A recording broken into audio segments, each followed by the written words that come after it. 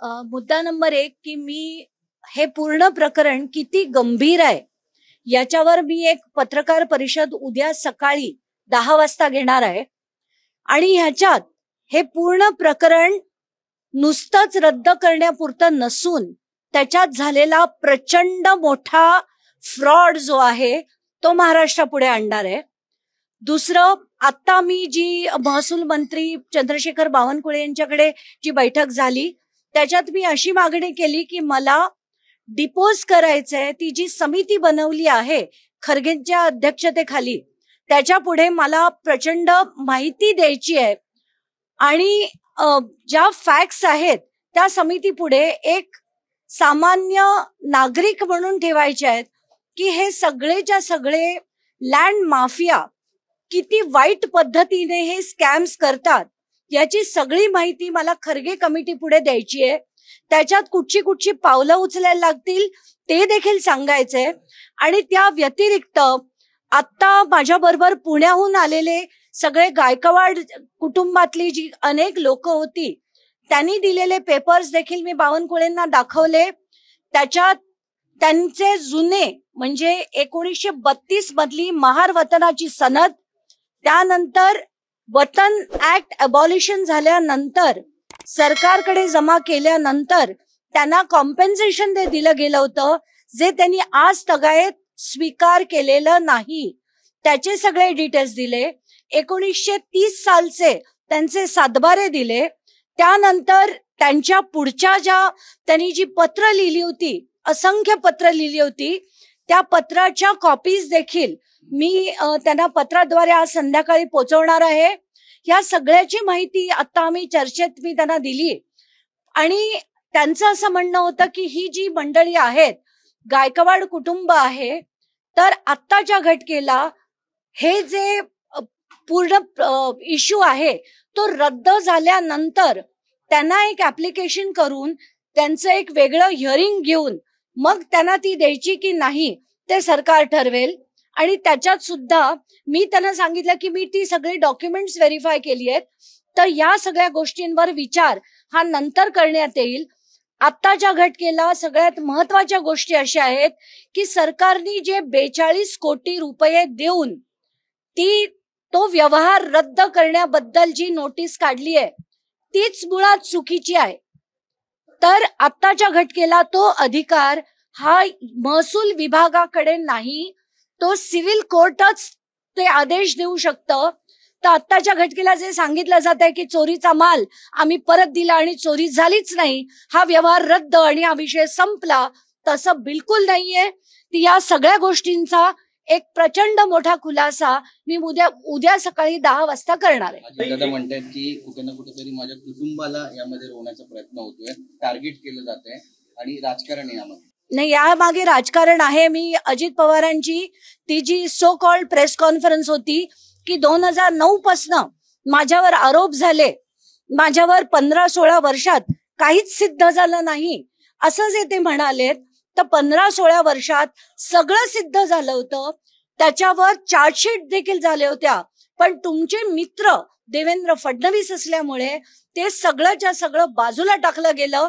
तुमच्यावरच्या ज्या सगळ्या कंप्लेंट्स होत्या त्या क्लोज करण्यात आल्या. तर म्हणून मी आता हायकोर्टाकडे अपील करून सिंचन घोटाळा, महाराष्ट्र कोऑपरेटिव्ह बँक घोटाळा, जरांदेश्वर घोटाळा हा याच्या सगळ्या फाईल्स रिओपन करण्याची मागणी करणार आहे. या व्यतिरिक्त जितक्या जमिनी, मग त्या अमेडिया एंटरप्राइजेस असो, अमेडिया होल्डिंग्स असो, सीड ट्री असो, अमायको ऍग्री असो, या सगळ्या LLP कंपन्या कशा बनवल्या गेल्या, त्या एकही LLP कंपनीमध्ये कुठलाही व्यवहार नाहीये. त्याचा gross revenue 0, sales 0, gross income 0, अशा बोगस कंपन्या फक्त बनवून जमिनींचे जे व्यवहार झालेत याच्याबद्दल मी उद्या आधी ही पत्रकार परिषद झाल्यावर पुण्याला जाऊन सगळेच्या सगळ्या गोष्टी आता हळूहळू बाहेर काढणार आहे. आणि ह्याच्यावर मी हायकोर्टात यावेळेस मात्र मी ठरवलंय, सिंचन घोटाळ्यात तुम्हाला फडणवीसांनी सोडवलंय, पण याच्या पुढच्या कुठल्याही घोटाळ्यात तुम्हाला फडणवीस काय, अमित शहा काय, मोदी काय, कोणाकडेही जा, मी कोर्टाकडनं ऑर्डर घेऊन तुम्हाला एकाही केसमधनं बाहेर येऊ देणार नाही, याची तुम्ही खात्री बाळगा. हे पहिलं प्रकरण नाहीये. पवार कुटुंबियांकडून जागा अशा होण्याचं काही पहिलं वादग्रस्त प्रकरण नाहीये. एक चांगलं प्रकरण आठवते, खडसेंच्या बाबतीत तुम्ही उपोषणाला बसला होता. 8-10 दिवस सगळा झाल्यानंतर राजीनामा झाला होता. या संपूर्ण प्रकरणात ज्या पद्धतीनं म्हणजे अगदी उत्तर देताना अजित पवार असं म्हणतायत की अरे तो बंगला पण माझ्या नावावर नाहीये, तो पार्थ पवारच्या नावावर आहे. अशा अनेक म्हणजे ते कुत्रे अडखळताना दिसत आहेत सगळ्या ह्याच्यातनं. आणि सर्वात महत्वाचं म्हणजे या सगळ्या प्रकरणामध्ये ज्या पद्धतीनं इतर सगळ्या प्रकरणावर सर्वच पवार कुटुंबीय खूप आक्रमक भूमिका घेत असतात. मग ते रोहित पवार असो, सुप्रिया सुळे असो, ह्या सगळ्यांची भूमिका खूप मवाळ दिसते. काय एकंदरीत वाटतंय? आपलं ते कार्ट, आपला तो बाबले आणि दुसऱ्याचं ते कार्ट, हे याच्यावरनं दिसतंय आपल्याला. कारण सुप्रिया सुळे असो, रोहित पवार असो, ही सगळी मंडळी इतरांवर बोलताना कुठच्या पद्धतीने बोलतात आणि आज कुठच्या पद्धतीने बोलतात ते आपण बघितलं. सुप्रिया सुळे कडनं मला ही अपेक्षा नक्कीच नव्हती. त्यांनी त्याच्यावर कुठचंही वाक्य सुद्धा बोलणं अपेक्षित नव्हतं. त्यांनी सरळ सांगायला पाहिजे होतं की हा माझ्या कुटुंबातला व्यक्ती आहे, मी त्याच्यावर बोलणार नाही. पण तसं न करता मी पार्थशी बोलले आणि पार्थ मला असं म्हणाला, तो चुकीचं काम करू शकत नाही. आम्ही कोणीच तुम्हाला विचारलेलं नाहीये आणि त्याच्यावर तुमचं वक्तव्य करणं अपेक्षित पण नाहीये. पण आताच्या घटनेला पार्थने काय काय केलंय, कोणी कोणी मदत केलीये, कसे कसे पेपर फिरलेत, अगदी जिल्हाधिकाऱ्यांपासनं त्याचे मी सगळे खुलासे उद्या करणार आहे. तुम्ही 2 ते 3 वेळा मुख्यमंत्री देवेंद्र फडणवीस यांचं पण नाव घेतलंय. यंदा अंजलीताई दबानिया यांच्या रडारवर आहेत मुख्यमंत्री पण. मला असं वाटतं की ज्या देवेंद्र फडणवीसांकडनं 2011 साली मी अपेक्षा ठेवली होती की ते सिंचन घोटाळ्यावर योग्य ती कारवाई करतील. अगदी त्यांनी प्रत्येक भाषणात म्हटलं होतं की चक्की पिसिंग पिसिंग पिसिंग, आम्ही अजित पवारांबरोबर काय करणार, सिंचन घोटाळ्यात काय करणार, तर त्यांना सगळ्यांना जेलमध्ये पाठवणार, असं म्हणणारे देवेंद्र फडणवीस जेव्हा एकदा नाही त्यांच्याबरोबर 3 वेळा शपथविधी करतात, तेव्हा बघून प्रत्येक माणसाला अतिशय दुःख होतं की हे तेच व्यक्ती होते का की ज्यांनी महाराष्ट्राला आश्वासन दिलं होतं की त्याच्या विरुद्ध कारवाई होईल. पण तसं होताना दिसलं नाही, एकदा नाही 3दा दिसलं नाही. त्यामुळे मला त्यांच्याकडनं आता कुठल्याही प्रकारची अपेक्षा नाही.